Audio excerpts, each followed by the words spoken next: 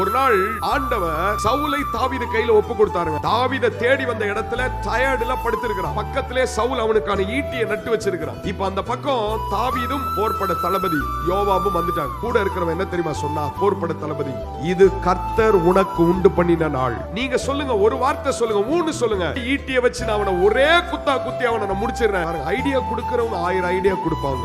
நல்ல ஐடியாவும் இருக்கும், அதுல தேவையில்லாத ஐடியா இருக்கு. எனக்கு தெரிஞ்சு நல்ல ஐடியா கூட தேவையில்லாத ஐடியா தான் இருக்கும். உடனே அவனை பார்த்து சொன்னானா, கர்த்தரால் அபிஷேகம் பண்ணப்பட்டவன் மேல் என் கையை நான் ஒரு கால் என்ன செய்ய மாட்டேனா போட மாட்டேன்.